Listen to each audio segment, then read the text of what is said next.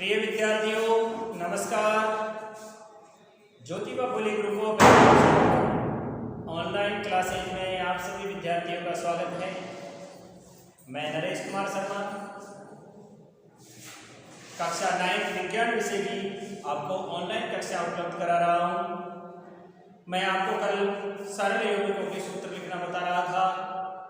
इसी कड़ी में मैं आपको आगे बढ़ाते हुए ये चल रहा हूँ।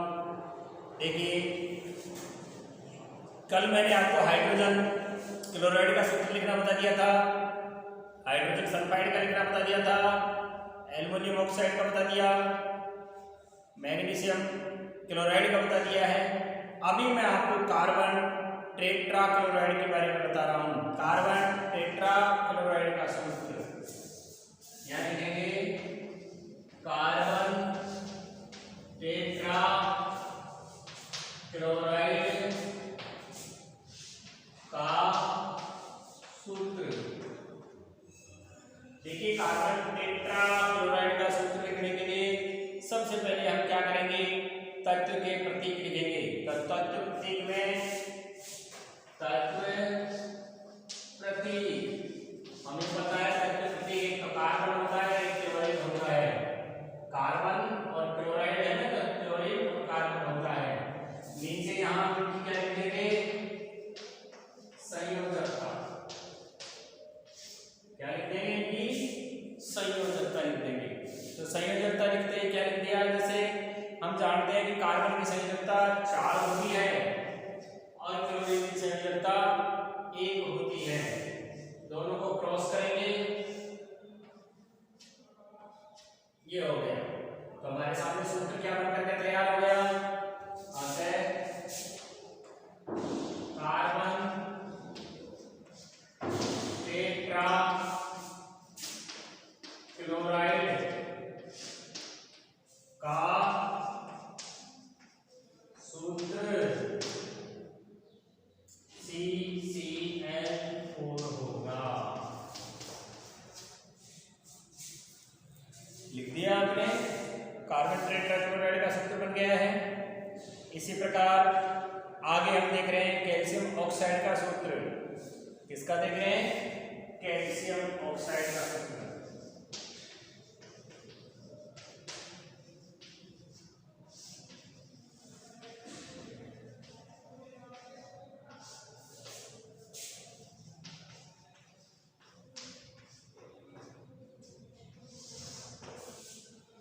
कैल्शियम ऑक्साइड के सूत्र के लिए सबसे पहले तत्व प्रतीक लिखो।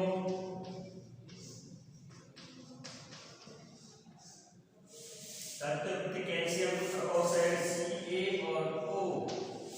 हम जानते हैं कि कैल्शियम का जो संयोजकता है वो कितनी होती है,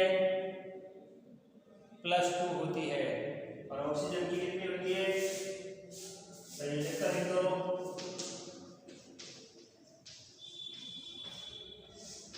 इसकी तो होती है +2, इसकी होती है -2, दोनों क्रॉस कर दो। तो क्या हो जाएगा, इक्वल करके लिख देंगे दोनों को इक्वल करते क्या हो जाएगा, Cl2O2 लिख दो या CaO के रूप में लिख दो, एक ही बात है। क्या लिख दोगे, बराबर हो गया ना दोनों। तो इसलिए आता है कैल्शियम ऑक्साइड का सूत्र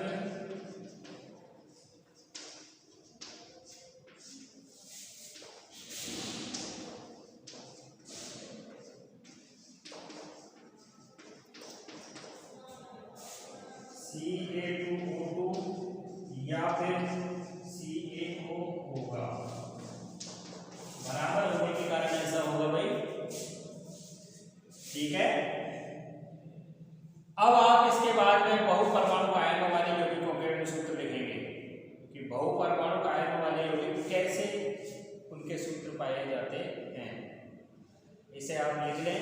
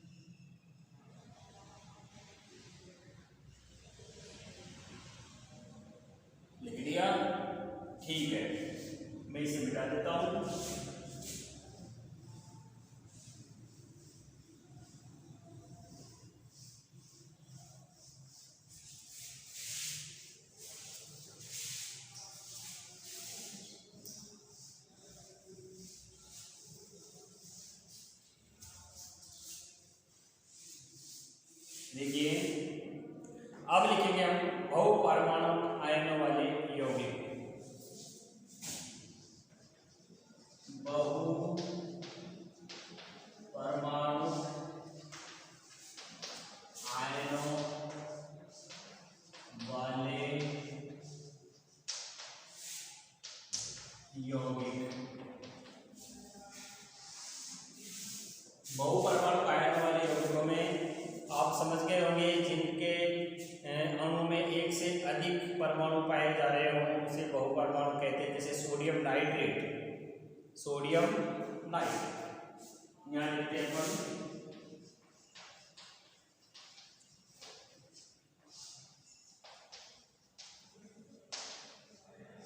सोडियम नाइट्रेट। सबसे पहले इसका सूत्र क्या होता है, सूत्र लिखने के लिए तत्वों के प्रतीक लिख देंगे हम। क्या करेंगे भाई, तत्वों के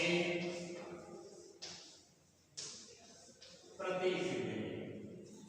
तत्वों के प्रतीक में हमने लिख दिया सोडियम नाइट्रेट Na NO3। अब इसकी संयोजकता है तो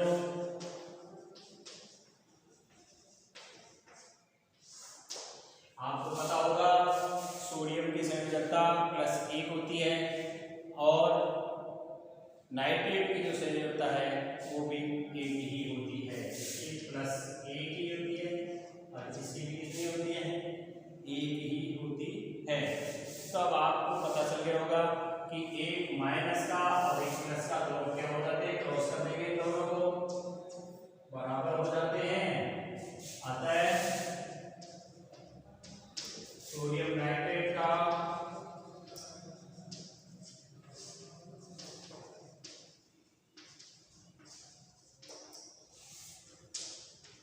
सूत्र NaNO3 होगा।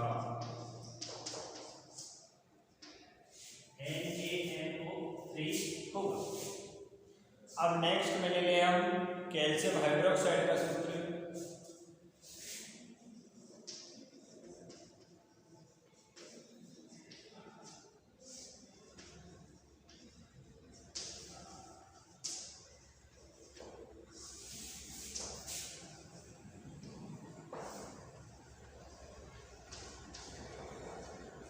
देखिए कैल्शियम हाइड्रोक्साइड के सूत्र में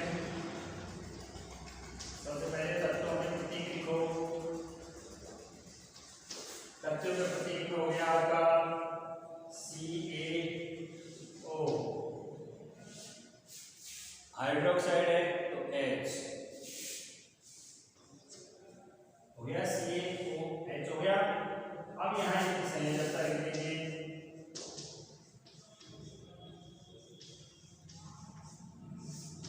देखो कैल्शियम की संयोजकता हम पहले भी लिख चुके हैं, इसकी संयोजकता +2 होती है और इसकी -1 होती है।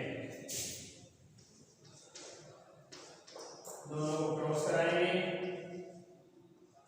तो ये तो हो गया Ca, अतः कैल्शियम हाइड्रोक्साइड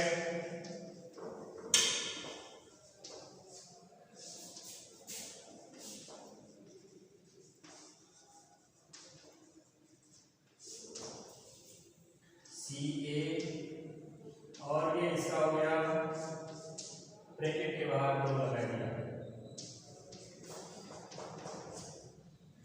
लिख लें आप इसे, ये कैल्शियम हाइड्रोक्साइड हो गया। इसी क्रम में मैं आपको आगे बढ़ाते हुए बता रहा हूं कि अन्य कई सारे तत्वों का आप इसे लिख लें एक बार।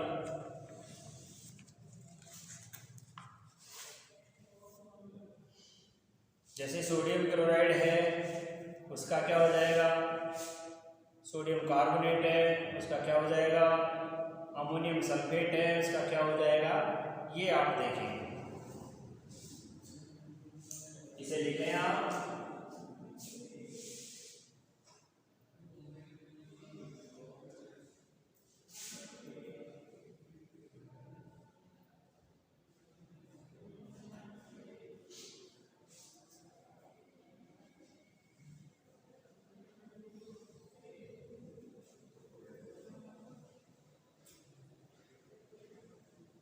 अब एक मिटा दो इसको।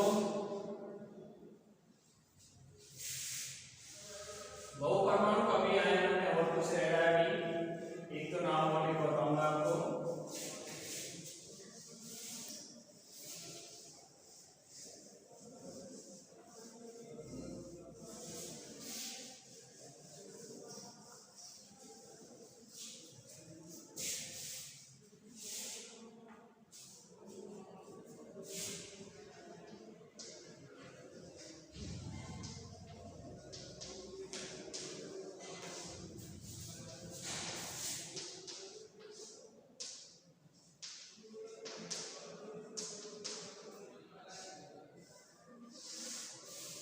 बहुपरमाणु आयन के यौगिकों में नेक्स्ट हम लेते हैं सोडियम कार्बोनेट का सूत्र लेंगे। इसका लेंगे सोडियम कार्बोनेट, जिसको हम दामन सोडा भी कहते हैं। सोडियम कार्बोनेट का सूत्र। तो सोडियम कार्बोनेट हो गया, पहले तत्व का प्रतीक लिखेंगे, तत्वों के प्रतीक। तत्वों के प्रतीक में सोडियम का तो हो गया और कार्बोनेट का CO3 हो गया। अब यहाँ इनकी संयोजकता लिख देंगे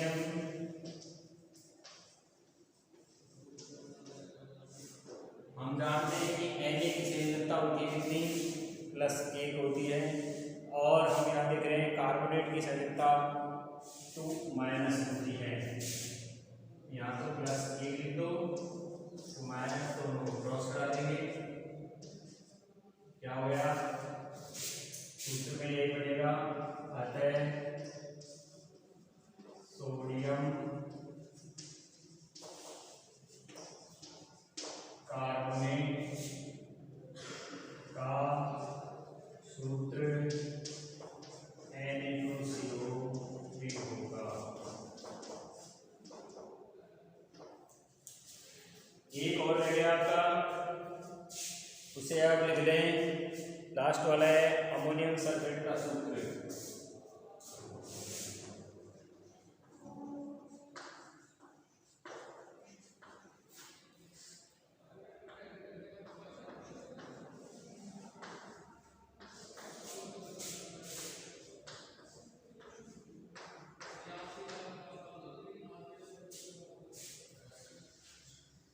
अमोनियम सल्फेट का सूत्र पहले सबसे पहले तत्व के प्रतीक लिखेंगे।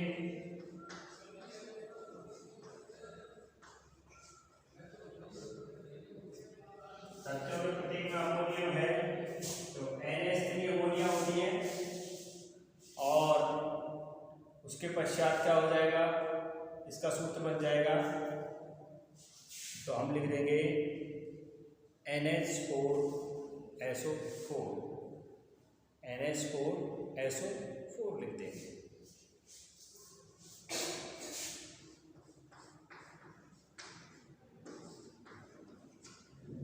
अब यहाँ इन दोनों की क्या कर दो, संयोजकता लिख दो। दोनों के संयोजकता एक की +1 आ रही है, एक की +2 आ रही है, एक की 1 और एक की +2। एक की क्या आ गई, 2 आ गई। 2 आने के बाद दोनों को अपन क्रॉस करके लिख देंगे तो आपके समझ में आ जाएगा, NH4 to SO4 हो जाएगा। क्या हो जाएगा, NH4 to SO4। देखो क्रॉस करो,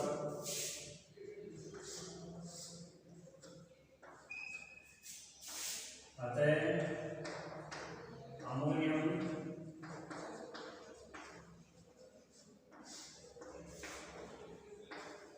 सल्फेट का सूत्र NH4 to SO4 होगा। ये आपका पॉइंट समाप्त हो गया है।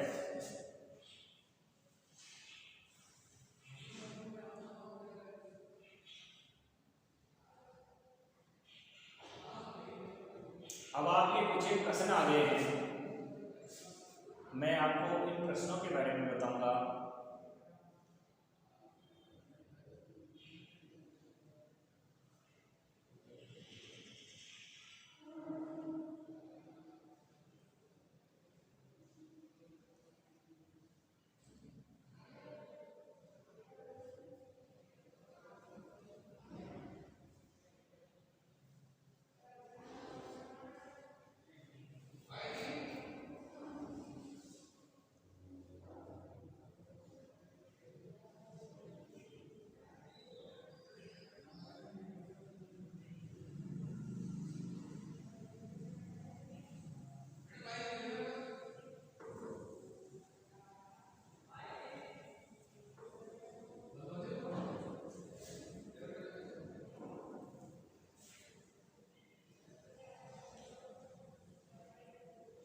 हाँ भाई बेटा ठीक है। देखिए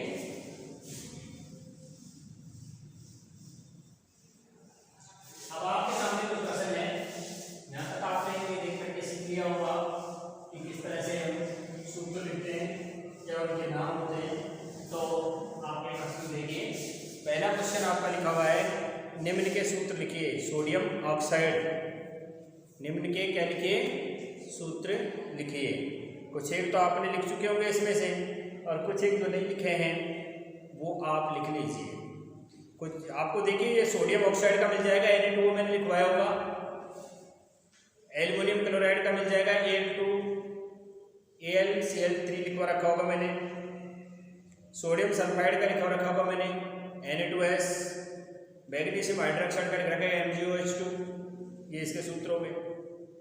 आगे लिखा हुआ है कि निम्न के सूत्रों के द्वारा प्रदर्शित यौगिकों के नाम लिखिए। Al2SO4 3 है तो एल्युमिनियम क्या हो जाएगा इसका, एल्युमिनियम सल्फेट हो जाएगा, कैल्शियम क्लोराइड हो गया, K2SO4 पोटेशियम सल्फेट हो गया, KNO3 पोटेशियम नाइट्रेट हो गया, और CH3 कैल्शियम कार्बोनेट हो गया। ये इनके क्या हो गए सूत्र हो गए। रासायनिक सूत्र का क्या तात्पर्य है मैं आपको परिभाषा में लिखवा चुका हूँ। रासायनिक जो सूत्र है मैंने आपको क्या कर दिया है परिभाषा में लिखवा दिया है कि भाई तत्व का जो निरूपण करता है ना उसके वास्तविक मूल संरचना को वो क्या कहलाता है, इसका रासायनिक सूत्र कहलाता है। और निम्न में कितने परमाणु विद्यमान हैं, H2S अणु एवं PO4 2 आयन में। इसके बारे में H हाइड्रोजन के 2 दिख रहे हैं, सल्फर का 1 दिख रहा है, इसी तरह P का 1 दिख रहा है, ऑक्सीजन के 4 दिख रहे हैं, संयोजकता ऊपर लिखी हुई है। तो ये सब क्या है, ये सारे के सारे प्रश्न मैं आपको इन्हीं के माध्यम से हल करवा चुका हूँ। अब देखिए आणविक द्रव्यमान एवं मूल संकल्पना क्या है। आणविक द्रव्यमान एवं मूल संकल्पना हमारा नया पॉइंट है।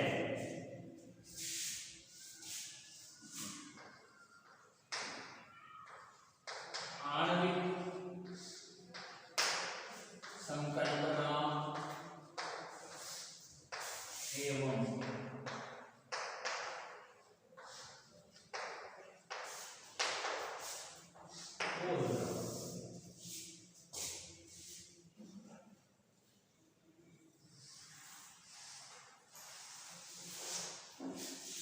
आणविक संकल्पना और मोल द्रव्यमान के बारे में लिखेंगे हम कि किसी पदार्थ का आणविक द्रव्यमान उसके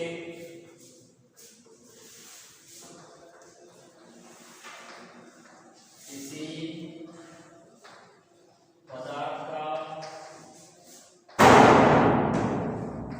आणविक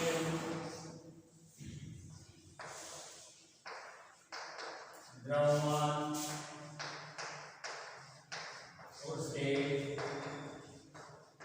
संघटक,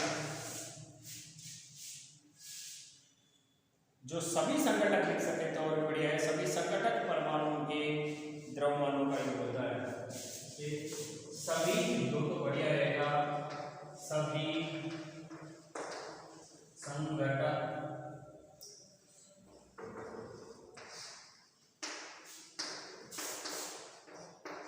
द्रव्यमानों, उसके सभी संघटक द्रव्यमानों का योग होता है।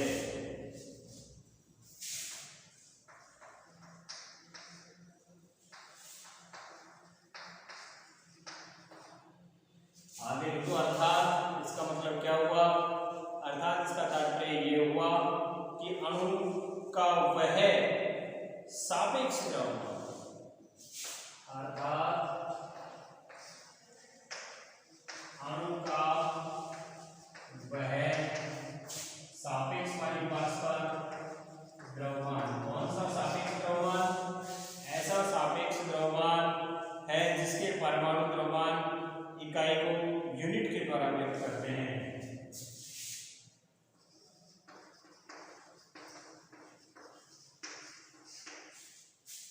जिसके परमाणु द्रव्यमान इकाई को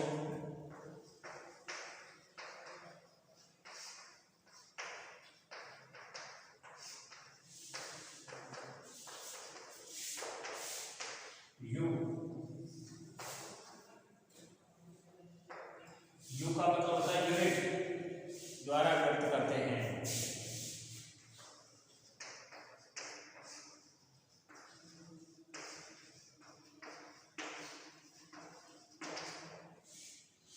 जैसे एग्जांपल के तौर पर अपन ले लें H2 के सापेक्ष आणविक द्रव्यमान का परिकलन कीजिए। उदाहरण के द्वारा आपके सामने आ रहे हैं उदाहरण बच्चे, इन उदाहरणों में देखेंगे।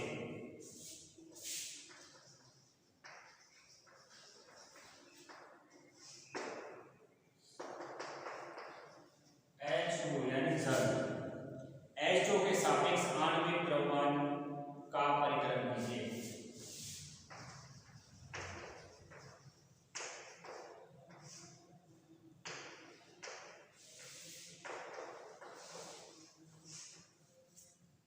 H2 के सापेक्ष आणविक द्रव्यमान का परिकलन कीजिए।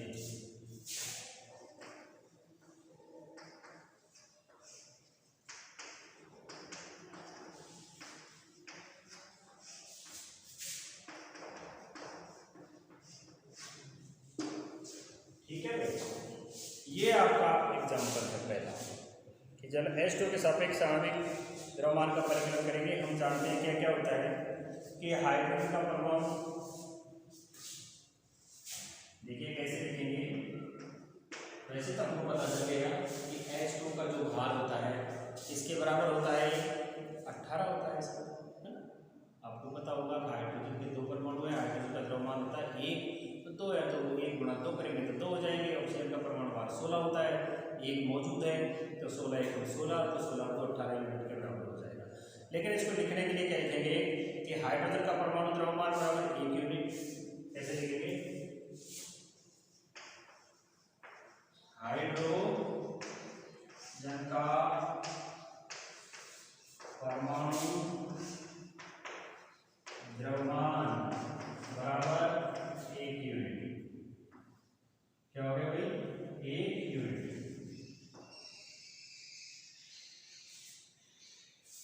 और ऑक्सीजन का परमाणु द्रव्यमान देखो, तो ऑक्सीजन का परमाणु द्रव्यमान कितना होता है, 16 यूनिट।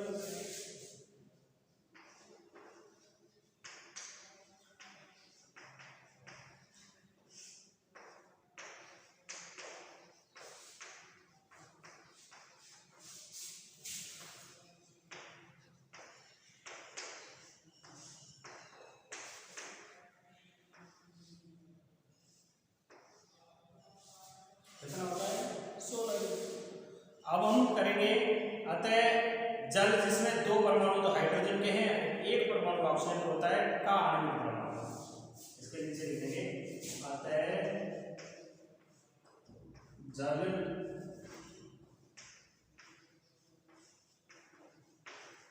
जिसमें, अतः जल जिसमें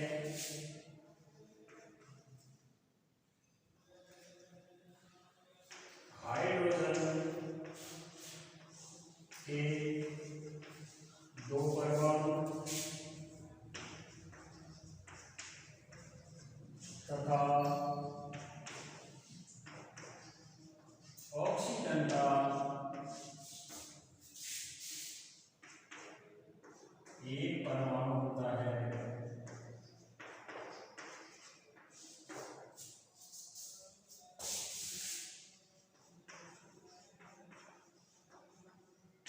तो क्या हो जाएगा इसका, अपन इनको दोनों को जोड़ देंगे।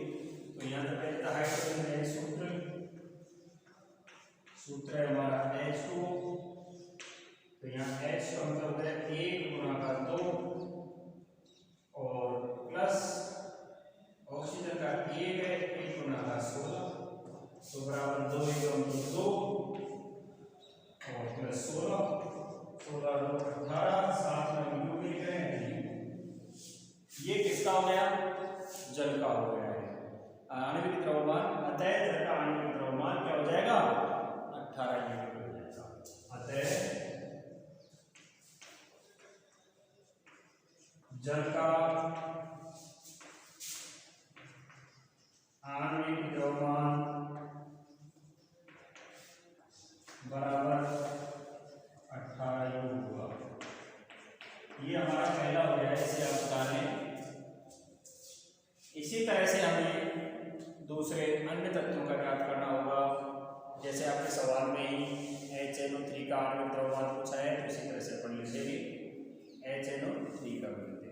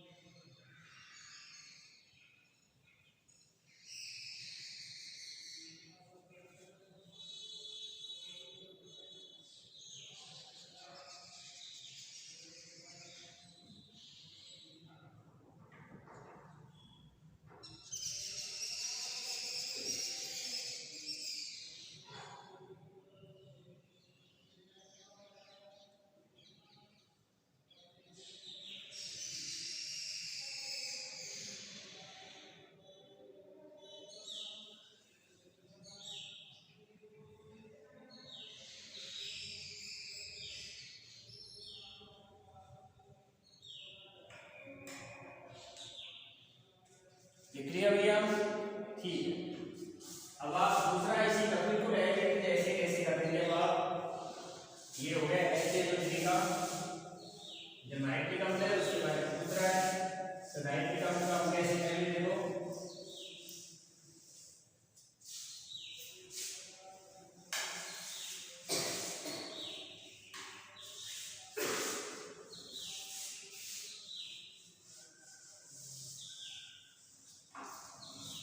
प्रश्न है हमारे सामने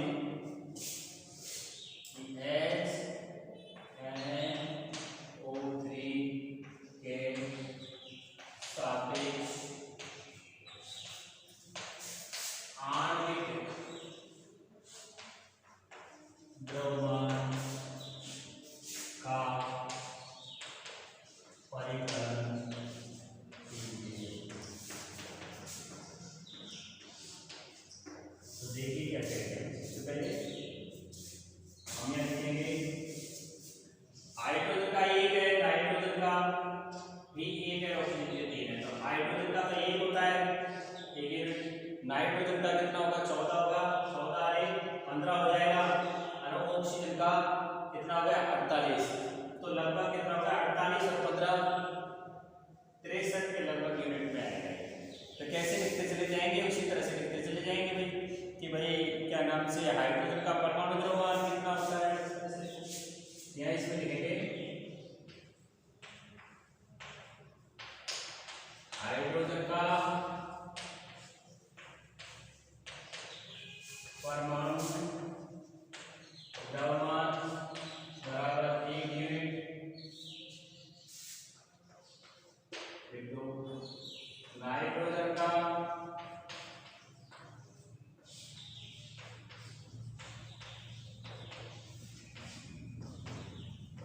परमाणु द्रव्यमान बराबर 14 यूनिट।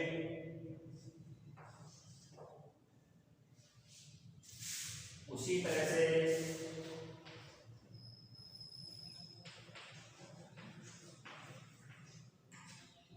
ऑक्सीजन का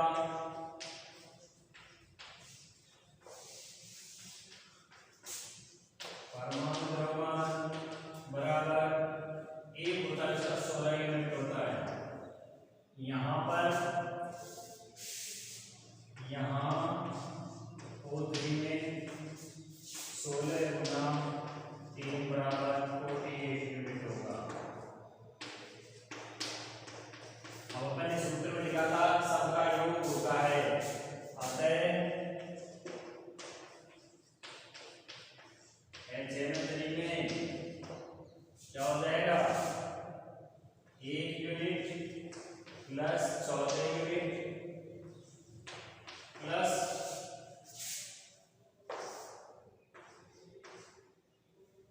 1 unit plus 14 unit plus 40 unit बराबर हो गया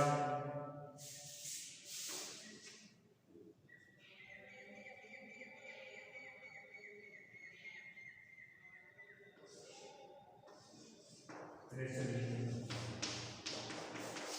ये आपका ऐसे तरीका हो गया है। इसको हम क्या कहते हैं?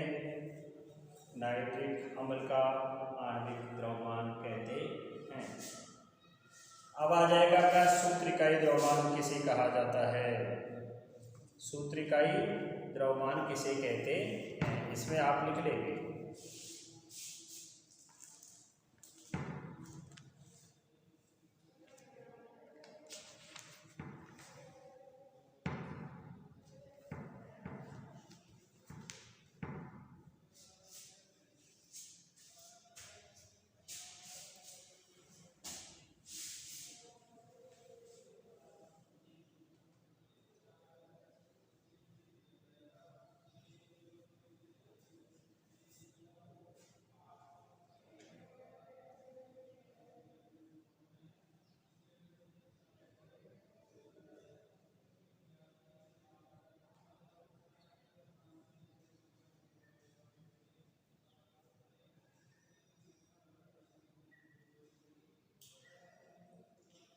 हाँ भैया लिख लिया, मैं इसे मिटा देता हूँ। अब अपन आ जाएंगे क्या नाम से, H2SO4 का आणविक द्रव्यमान भी ऐसे आप लिख सकते हो चाहो तो। H2SO4 का लिखो H2SO4, तो यहाँ पर आप अच्छे से करना पड़ेगा एग्जाम में से, तो जल्दी ही बहुत है आपका एग्जाम में।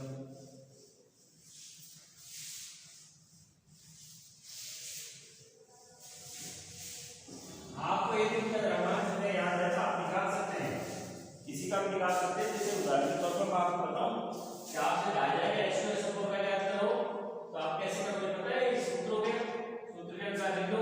तो H के कितने हो गए? 2, तो H का होता है 1 यूनिट, तो यहाँ H के कितने 2 है, तो उसके अनुसार क्या हो जाएगा? 2 गुणा 1 बराबर 2 यूनिट हो गए। और उसी प्रकार से S है, सल्फर का होता है 32 यूनिट, तो 32 यूनिट के अनुसार कितना हो जाएगा? S अकेला ही है, तो 1 गुणा 32 तो बराबर 32 यूनिट। उसी प्रकार से ऑक्सीजन है, उसका होता है 16 यूनिट, तो 16 यूनिट के अनुसार यहाँ O3 है, O4 है, सॉरी O4 है, तो क्या हो जाएगा? 4 गुणा 16 बराबर 64।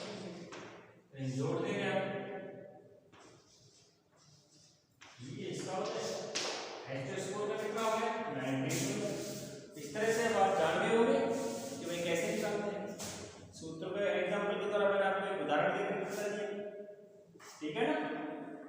आप इसे चाहो तो लिख ले या स्क्रीनशॉट ले लें इसका। अब आप लिखिए सूत्रिकाई द्रव्यमान, पॉइंट चेंज कर देता हूँ तब तक लिख लो।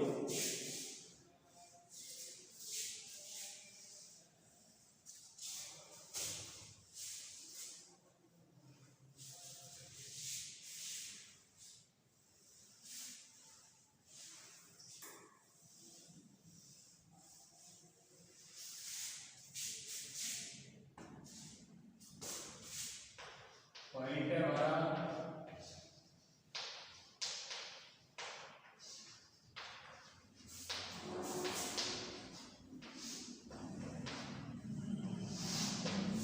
सूत्र इकाई द्रव्यमान क्या है? किसी पदार्थ का सूत्र इकाई द्रव्यमान उसके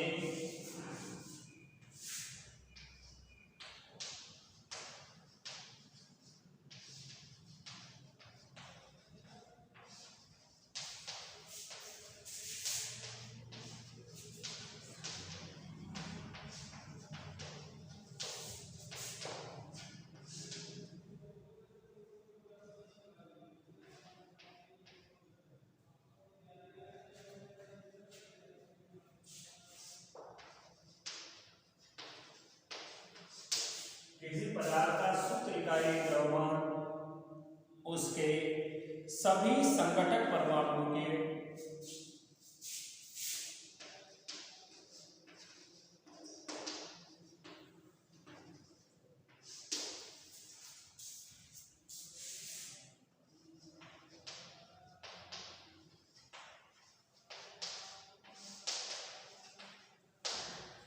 संघटक परमाणुओं के आगे क्या आ जाएगा? उसमें परमाणु का योग होता है।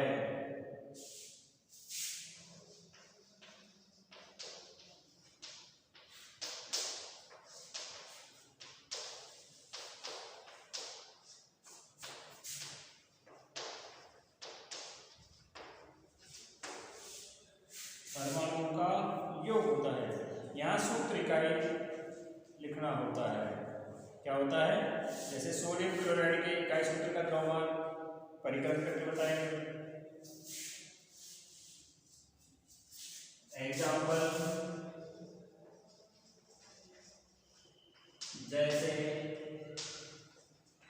NaCl के सूत्र इकाई द्रव्यमान का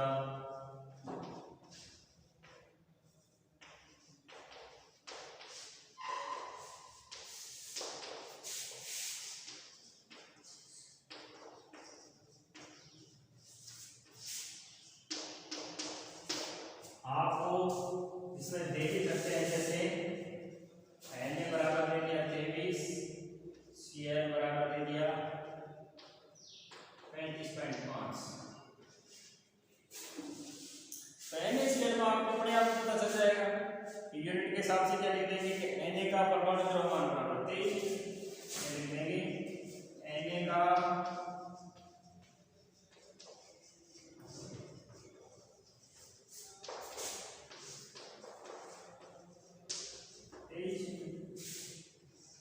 Cl का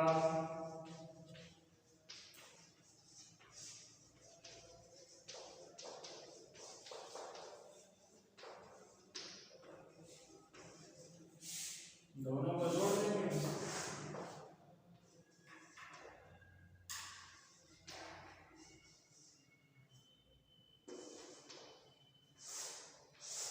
अतः NaCl का इकाई द्रव्यमान 58 कितना होता है 5। उसी तरह से आगे हम निकाल सकते हैं। जैसे CaCl2 कैल्शियम क्लोराइड का निकाल लो। कैल्शियम का 40 होता है, आपको ये पता ही होगा। ठीक है, आज मैं आपको इस वीडियो में इतना ही बताना चाहूँगा। नेक्स्ट मिलते हैं अगले वीडियो में। कैल्शियम क्लोराइड के इकाई द्रव्यमान का परिकलन करते हैं। तब तक के लिए धन्यवाद।